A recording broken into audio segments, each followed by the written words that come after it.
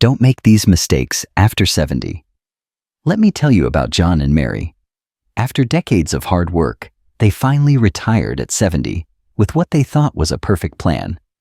They had over $1 million saved, the house was paid off, and they dreamed of traveling, spending quality time with their family, and just enjoying the peace they had earned. But just a few years in, their perfect retirement started to show some serious cracks. An unexpected health scare they weren't ready for, combined with a few financial details they'd overlooked, started to unravel everything. That nest egg they'd so carefully built began shrinking way faster than they ever imagined. Their independence, the one thing they valued most, felt like it was slipping right through their fingers. And here's the tough part.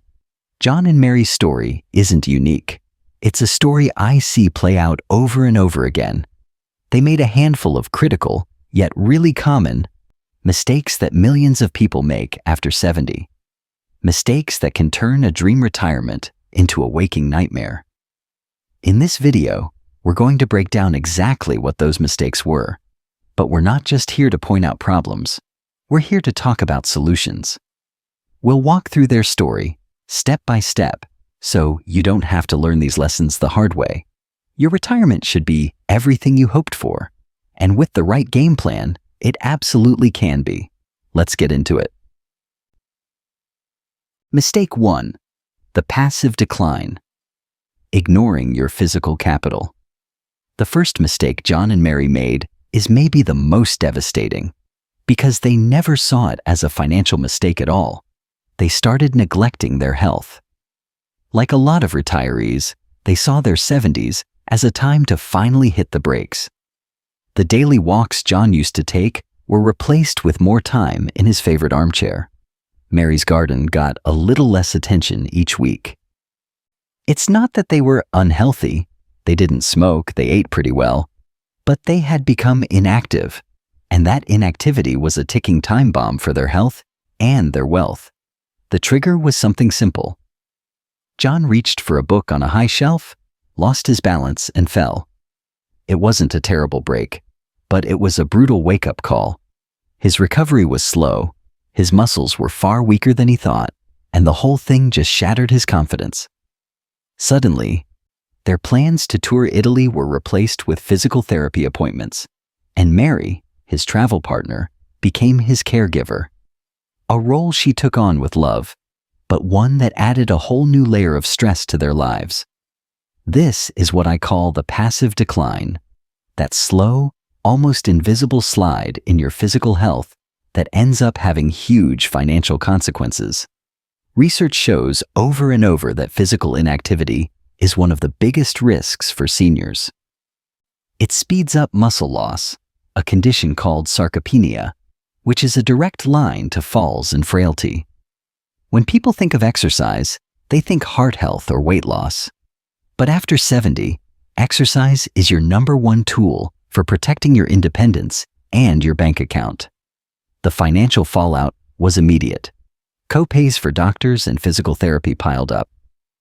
They had to pay out of pocket for grab bars in the bathroom and better lighting in the halls. Things they never budgeted for because they never thought they'd need them so soon. Their dream of seeing the Colosseum was replaced by the very real cost of just making their own home safe. We plan for stock market drops, but we don't plan for a drop in our own physical capital. Yet, unexpected healthcare costs are one of the biggest wrecking balls for any retirement plan. Estimates suggest a healthy 65-year-old couple might need around $380,000 or more just for medical expenses in retirement, and that's before a major long-term care event. When you hear that a home health aide can cost, on average, $70,000 a year, or a private room in a nursing home can top $130,000 annually, you can see how fast that nest egg can get wiped out. The solution isn't about running a marathon at 75. It's about intentional, consistent movement. At least 150 minutes of moderate activity a week. That's just 20 to 30 minutes a day. It could be brisk walking, swimming, dancing, or, and this is a big one, strength training. Using resistance bands or light weights a couple of times a week is critical for keeping the muscle mass and bone density that protect you from falls. John and Mary eventually got on a simple at-home routine. It started small, with chair exercises and short walks. But slowly, they rebuilt their strength and, just as importantly, their confidence.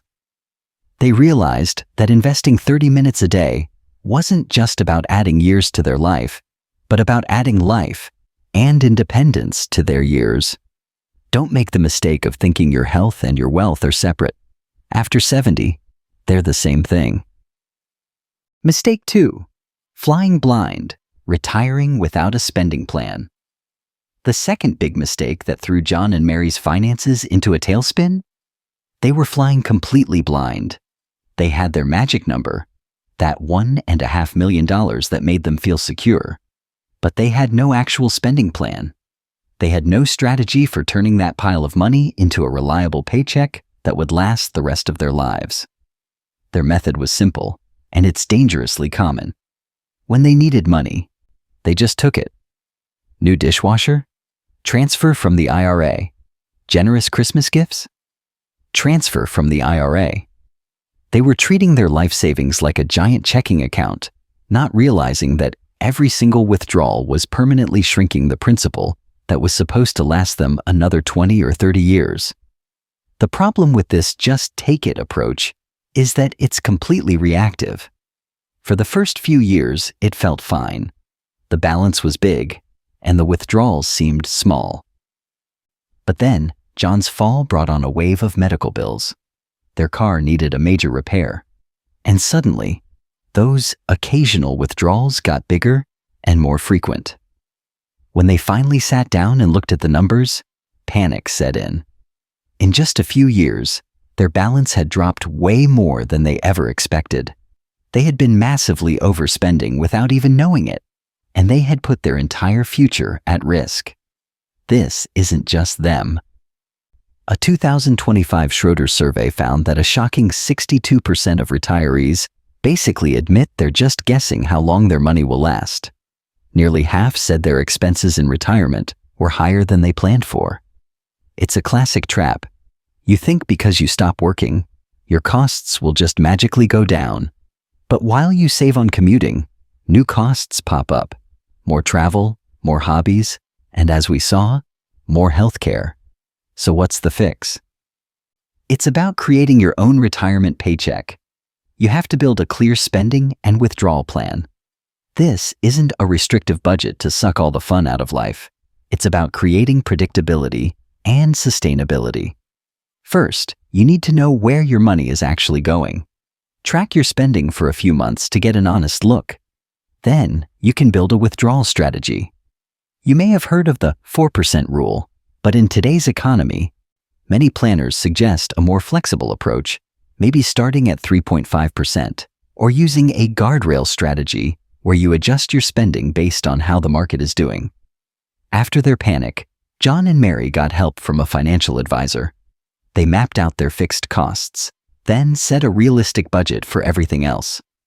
They were horrified to discover their anytime withdrawals put them closer to a 6% withdrawal rate, a pace that would have wrecked their portfolio.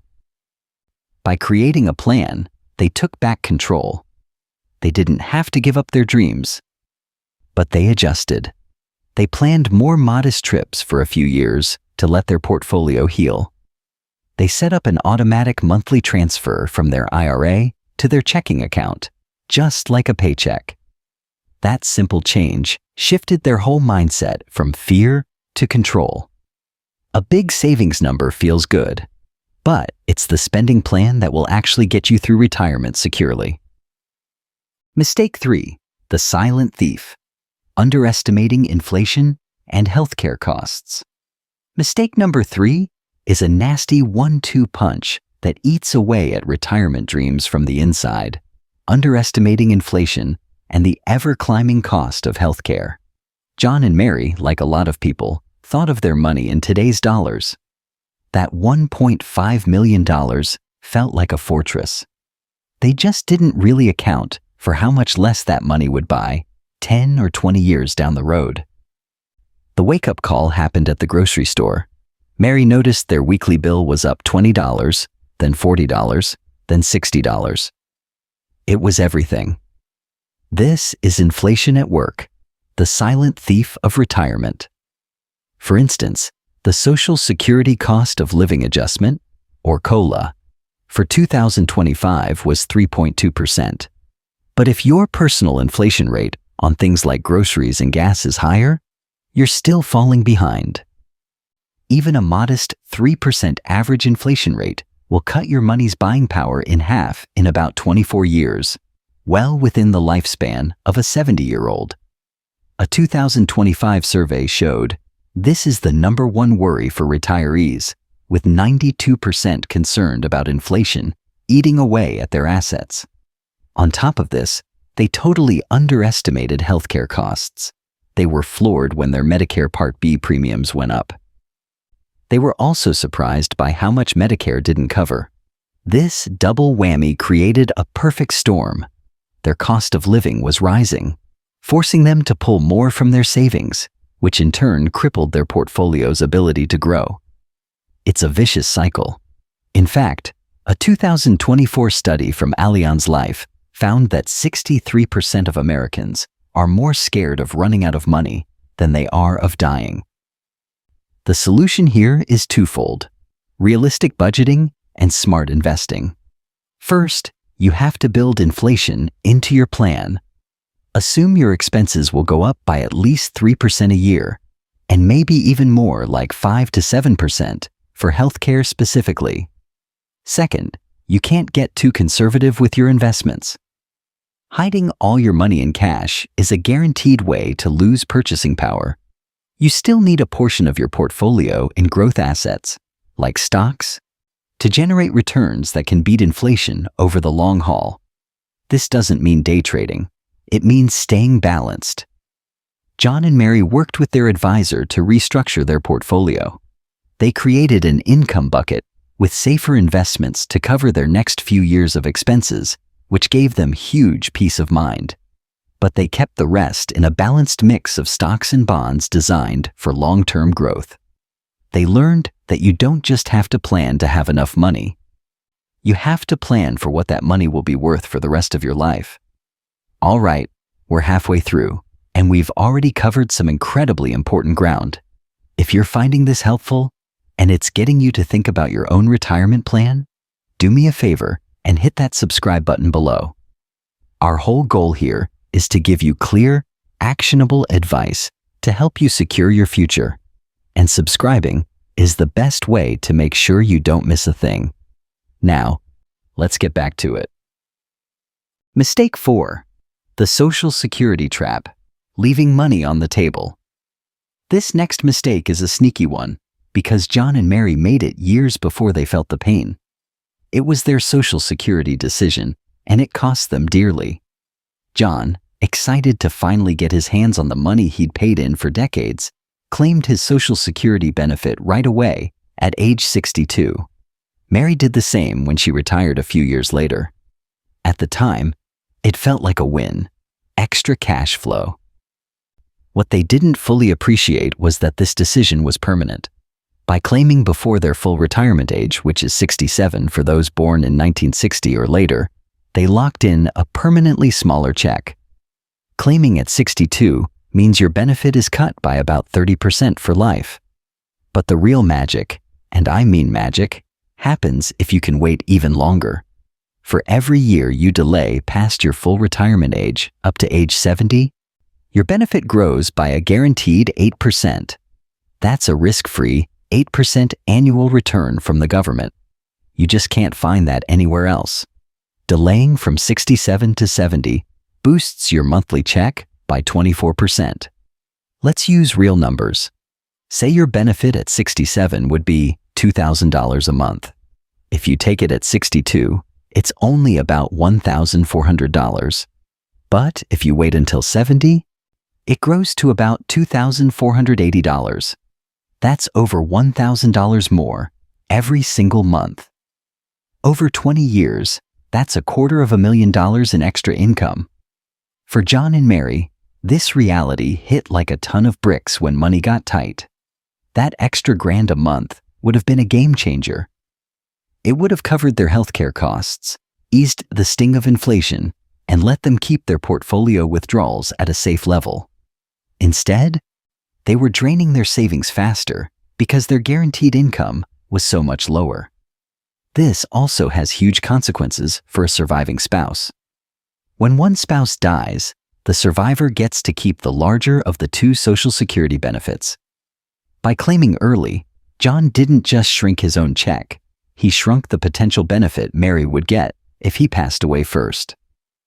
Think of it this way. Delaying the higher earner's benefit is one of the best forms of life insurance you can buy for the surviving spouse. So, what's the solution? You have to see Social Security as a strategic asset to be managed. For most people, especially the higher earner, the best move is to wait as long as you can, ideally to age 70. Now, that's not for everyone. If you have serious health problems, or you absolutely need the money, claiming early can make sense. But if you're in good health, you should explore ways to build a bridge to delay claiming. That might mean working part-time for a few more years, or even strategically using your IRA funds in your 60s to live on while your Social Security benefit grows. It might feel weird to spend down savings, but that guaranteed, inflation-adjusted 8% growth is often the winning move in the long run. Don't just take Social Security, make a smart, informed decision. Mistake 5, the silent epidemic, neglecting mental and social health. Our fifth mistake is maybe the most insidious of all, because you won't see it on a bank statement, but it impacts everything. It's neglecting your mental and social health and sliding into isolation. When John's fall turned their world upside down, something else started to fray. The coffee dates with friends, the community meetings, the family dinners, they all started to fade away. John was self-conscious about his recovery, and Mary was often just too drained from caregiving. They turned inward, and their world began to shrink. They were getting lonely. They didn't see this as a health risk. But social isolation is a genuine crisis for seniors. Research has shown that prolonged loneliness can be as damaging to your health as smoking 15 cigarettes a day. It seriously increases the risk of depression, cognitive decline, and heart disease. For John, the lack of social interaction was slowing down his recovery. The financial fallout here is real. Depression leads to apathy about managing money. Cognitive decline makes you vulnerable to scams, and the physical toll of isolation often means higher medical bills, creating the very dependency everyone fears. This mistake happens because we think of retirement as a withdrawal from work, from schedules, and too often from people. But we are wired for community. The solution is to get just as serious about your social calendar as you are about your financial plan. This isn't about being a social butterfly. It's about cultivating connection. Schedule it. Make a standing weekly call with a friend, join a book club, a walking group, or a volunteer organization. Even small daily chats with a neighbor or a cashier make a huge difference. And find a purpose. The brain is a muscle. Take a class, learn an instrument, mentor someone, get a dog. Having a reason to get up in the morning is a powerful antidote to feeling adrift in retirement. For John and Mary, the turning point came when their daughter gently pushed them to reconnect. Mary rejoined her gardening club. John agreed to a weekly coffee with some old work friends. They started a weekly video call with their grandkids. Slowly, the lights came back on. They had things to look forward to, and their conversations became about life again, not just about bills and doctor's appointments. That connection gave them the resilience they needed to tackle their other challenges. Never, ever underestimate the power of community. Mistake 6, the tax time bomb. Ignoring required minimum distributions, RMDs. Mistake number 6 is a classic trap that catches even the most diligent savers. It's a painful financial own goal, ignoring or messing up your required minimum distributions, or RMDs. John and Mary had most of their savings in traditional tax-deferred IRAs and 401ks. They loved watching those accounts grow without a tax bill for decades. What they didn't have, circled in red on their calendar, was age 73. Under the current rules, the year you turn 73 is when the IRS basically says, pay up. You have to start taking withdrawals from those accounts, and you have to pay income tax on that money. In the fog of dealing with everything else, they just plain missed the deadline for his first RMD. They weren't trying to cheat the system. They were just overwhelmed. They found out when they got a notice from the IRS. And the penalty is brutal. If you fail to take your full RMD, the penalty can be 25% of the amount you were supposed to take. You can get it reduced to 10% if you fix it fast, but that's still a painful, pointless loss of money. For John, whose RMD was about $40,000, that meant a potential $10,000 penalty for a simple oversight. It's like setting a pile of cash on fire. This happens all the time because the rules can be confusing, and many retirees don't feel like they need the money yet. But RMDs are not optional. Just so we're clear on the current rules, if you were born between 1951 and 1959, your RMDs start at age 73. That age bumps up to 75 for those born in 1960 or later. But for today's retirees, 73 is that magic number. The solution is all about proactive tax planning. First, know your RMD date and get it on the calendar. Set up an automatic withdrawal with your financial institution so you can't miss it. Second, plan for the tax hit. A big RMD can push you into a higher tax bracket and even make your Medicare premiums go up. This is where planning in the years before RMDs start is so valuable. One of the most powerful tools is the Roth conversion. You move money from a traditional IRA to a Roth IRA, paying the taxes now. But then, that money grows completely tax-free, and Roth IRAs have no RMDs for the original owner. The years between retirement and age 73 are a golden window for this. John and Mary had to pay the penalty, but it taught them a crucial lesson. They started working with their advisor to do partial Roth conversions, slowly moving money from their taxable bucket to their tax-free bucket. They learned that being a good saver isn't enough. In retirement, you have to be a smart tax manager too. 7. The Final Oversight. Neglecting your estate plan. And that brings us to our final mistake. This one isn't just about your retirement. It's about the legacy you leave behind. It's the mistake of neglecting your estate plan. In the middle of all their stress, another issue popped up. Their adult son, a great guy with a passion project, came to them asking for a significant loan to start a business. Seeing his passion and feeling the weight of their own situation, they were tempted to say yes. They wanted to help. They almost did it. They almost loaned him a huge chunk of their remaining IRA, a move that would have put their own future in even more danger. And this is where a solid estate plan proves it's more than just a pile of documents for after you die. It's a roadmap for making tough decisions while you're still living.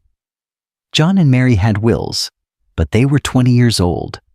They hadn't talked as a family about their financial reality, their intentions, or the boundaries they needed to set to protect themselves. Failing to have an updated estate plan is a massive oversight. This is more than just a will. It means naming a durable power of attorney for your finances and a healthcare proxy, the people who can make decisions for you if you can't. Without these, your family could face an expensive, heartbreaking court battle just to pay your bills. It also means checking the beneficiary on every single account, your IRA, 401k, and life insurance. Those names override your will. The solution is to treat your estate plan like a living document. Review it every few years or after any major life event. First, get the core documents in order: a will or trust, a durable power of attorney for finances, and a healthcare power of attorney. Second, have the talk with your family. Look, I know talking about this stuff can feel morbid, but it's not. It's about bringing clarity and preventing a world of hurt and conflict for your family down the road. When John and Mary finally sat down with their kids and explained their new financial reality, it was tough, but it was transformative. Their son, understanding everything, immediately withdrew his request and found another way to fund his business. The conversation created understanding, not a rift. It allowed them to state their goals clearly, to make sure Mary was secure for life, and what was left would be divided equally. Your retirement plan is for you. Your estate plan protects your family and ensures your legacy is what you want it to be. It's the final, critical piece of the puzzle. Okay, let's do a quick recap of the 7 mistakes we saw trip up John and Mary. 1. The passive decline, ignoring their health, their most valuable financial asset. 2. Flying blind, having no spending plan to turn their savings into a paycheck. 3. The silent thief, underestimating the power of inflation and healthcare costs. 4. The social security trap, claiming benefits too early and leaving huge amounts of money on the table. 5. The silent epidemic, drifting into social isolation, which damaged their health and finances. 6. The tax time bomb, missing a required minimum distribution and facing a huge, avoidable penalty. 7. The final oversight, neglecting their estate plan, which almost led to a disastrous decision. But here's the key takeaway from their story. The most important part: they were able to fix it. They caught the mistakes, they made a new plan, and they salvaged their retirement. It may not be a world tour, but they are secure. They're enjoying their walks and their family with a sense of peace, not fear. Their story is a warning, but it's also full of hope. It is never too late to take control and make a better decision. Your golden years don't have to be a nightmare. They can and should be the secure, joyful chapter you worked your entire life to build. Thanks for watching. If this was helpful, please give it a thumbs up and share it with someone who might need it. Here's to a healthy and wealthy retirement.